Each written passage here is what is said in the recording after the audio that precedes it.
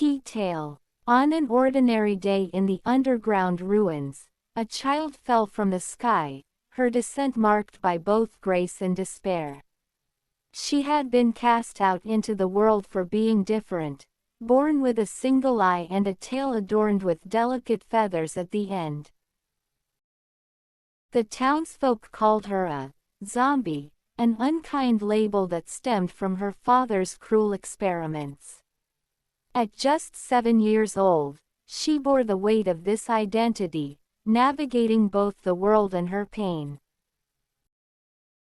In this alternate universe, the adults, Tori, Gaster, and Asgore, held the lives of the younger ones in their hands.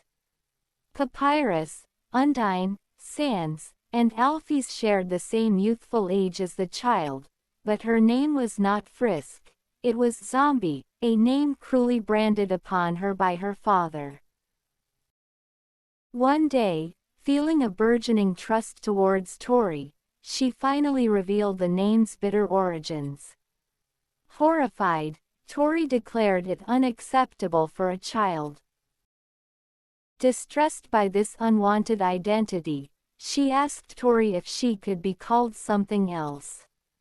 Pointing to a vibrant shade of blue in her coloring box, given to her by Tori, she silently indicated her preference. Tori's confusion book Ned to understanding. Zombie was yearning to shed her painful past. Still, the mention of the word, zombie, threatened to plunge her back into panic.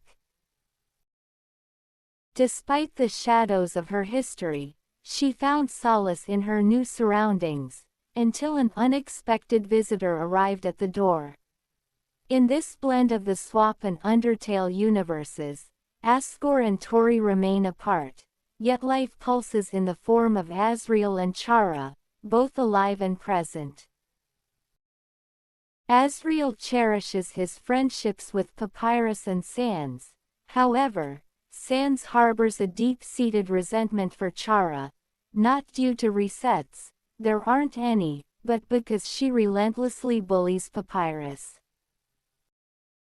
Though Papyrus chooses to endure the torment, Sans cannot bear to see his brother hurt. Yet, as Chara is of royal blood, Sans feels powerless, fearing retaliation from the royal family if he were to confront her. So, these tensions simmer beneath the surface, unaddressed. Let's embark on the story. Blue was nurturing the garden alongside her mother when the sound of a firm knock echoed through the quiet of the ruins.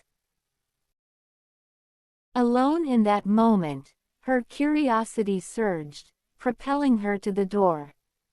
"Hello," she whispered, her voice delicate and tentative. To her surprise, a louder voice replied, "Hiya. How did you get in there? Are you stuck?"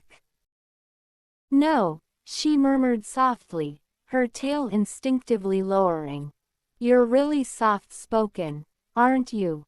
She flinched at the observation, her gaze fixated on the door. Summoning her courage, she hesitated, uncertain whether to speak. Hello," the voice encouraged. She whimpered, nervously scratching at her arm, a habit of hers, one that left angry red marks. She peered at the door, her heart racing. Who are you?" she whispered, each word escaping her lips like a fragile secret. "Name's Sans. And you?"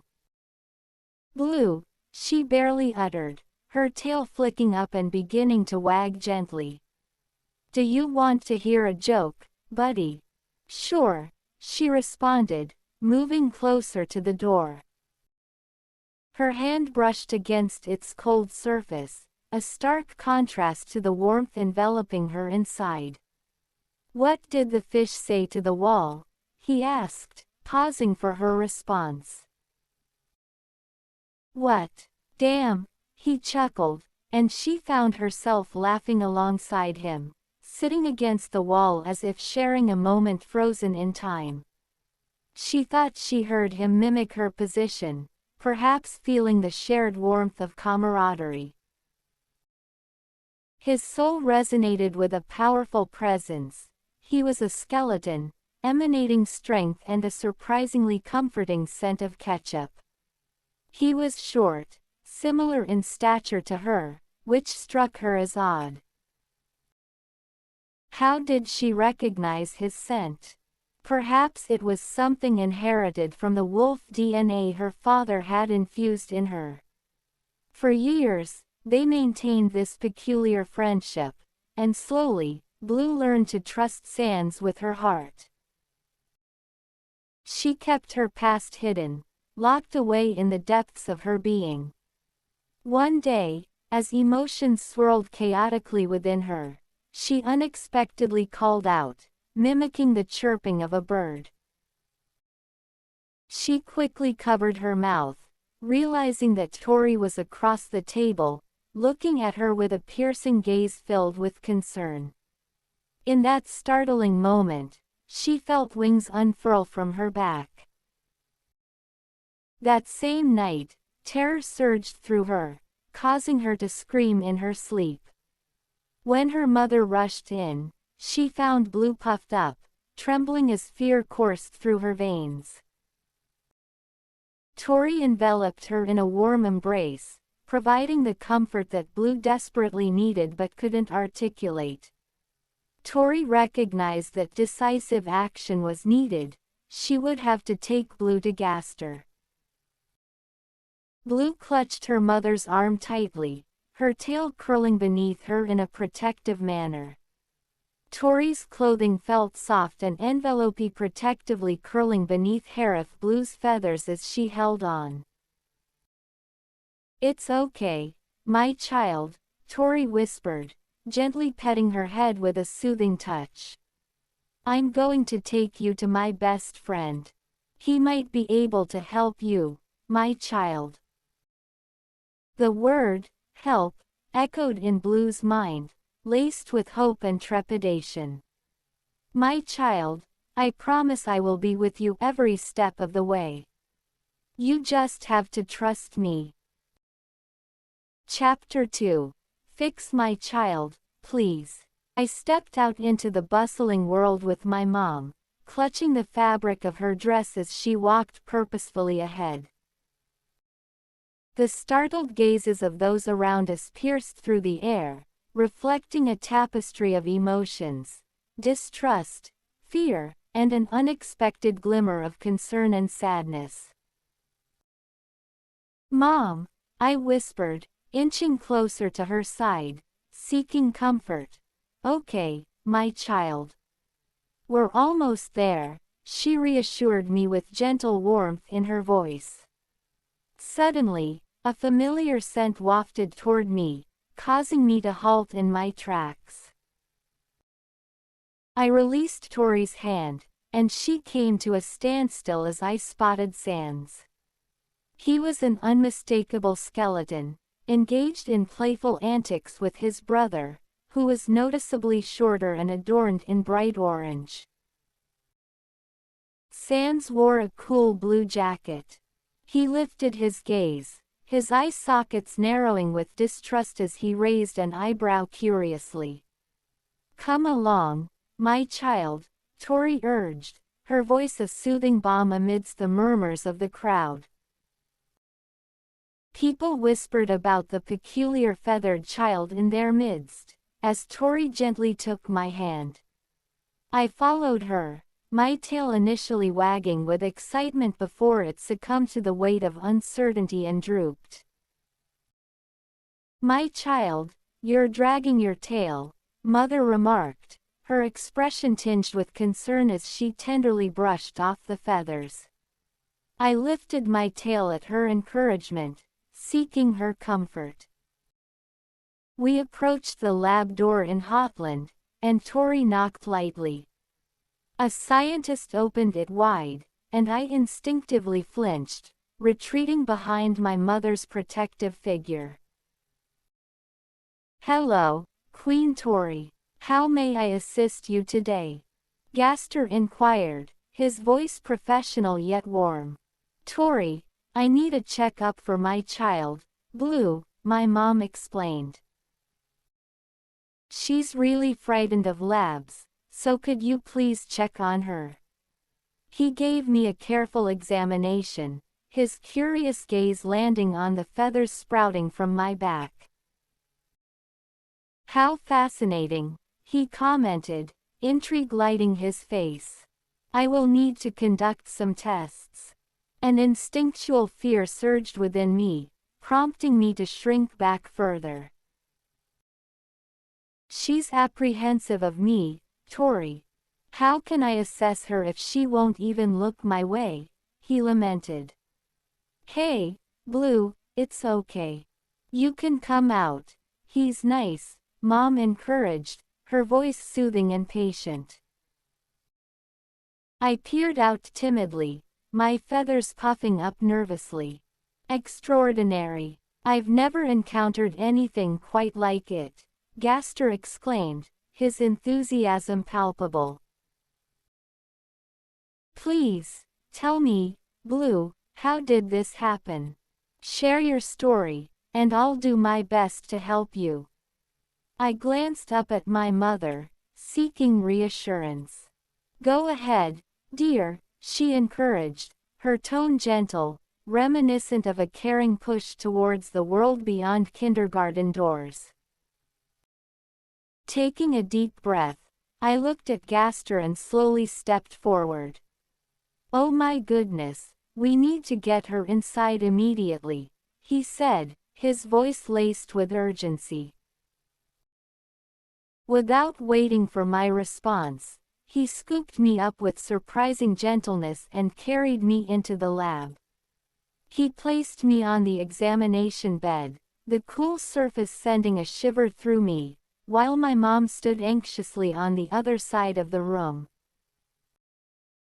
Gaster examined my arms carefully, noting how the feathers cascaded from my back to my arms in a beautiful albeit unusual display. One feather had grown rapidly on my chest, and, with careful precision, he plucked it. A whimper escaped my lips as a droplet of blood trickled from the spot. "I'm truly sorry for that. Here, take this bandage," he said, concern etched on his face as he prepared to conduct further tests. His genuine worry made it clear he believed my well-being hung in the balance. Chapter 3. A wave of discomfort surged through me, causing my feathers to puff out in a defensive display. My mother instinctively reached for me, but the cold voice of the Gaster cut through the air, commanding her to stop. For days, I had been the subject of his relentless experiments. Mother had darted off to Grillby's, bringing back food while I remained a captive in my cage.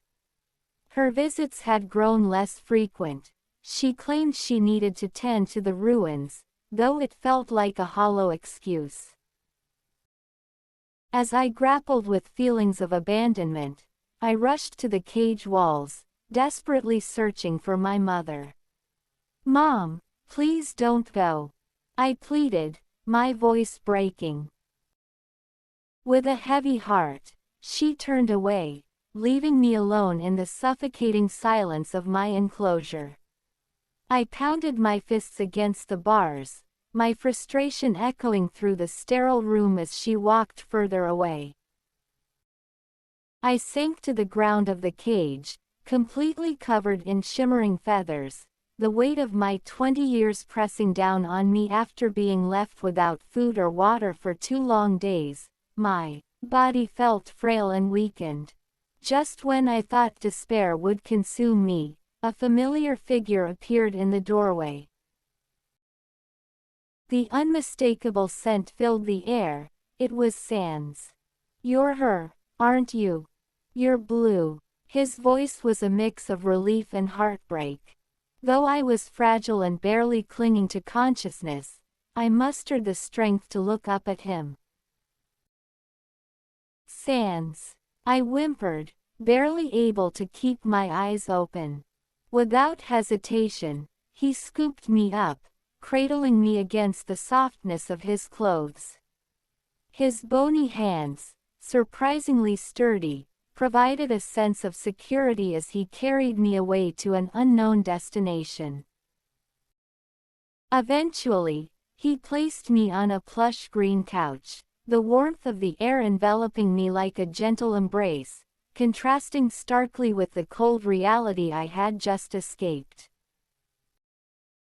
A larger skeleton loomed nearby, eyeing me curiously. "Is that a human, Sans?" the bigger skeleton asked. "I don't know what she is," Sans replied, his eyes betraying no emotion. I took slow breaths, trying to focus on the warmth and safety surrounding me. "Is she okay?" the larger skeleton inquired gently. "Gaster did this to her, didn't he?" Papyrus said, a note of concern creeping into his voice. Suddenly, a swirl of green magic enveloped me, and I felt my body lighten, as if a weight had been lifted. My wounds began to heal, and just like that, I drifted into a deep, restorative sleep. 8 days later, I awoke to find Papyrus attentively ensuring I ate every morsel, nurturing me back to health. Sans had been my steadfast guardian, never leaving my side. He protected me like a loving older brother, keeping a watchful eye as I regained my strength, always ensuring I felt safe and cared for. One day, news arrived that a human had fallen into the underground. Longing for connection, I ventured to the ruins, hoping to capture my mother's attention.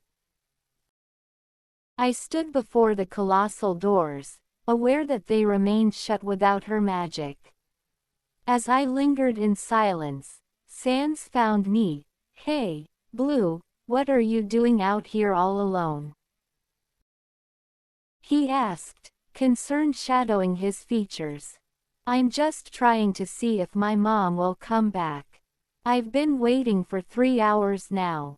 His eye sockets dimmed, revealing his sorrow. "You know she's not coming back. She abandoned you with Gaster, thinking it was the right choice," he said softly.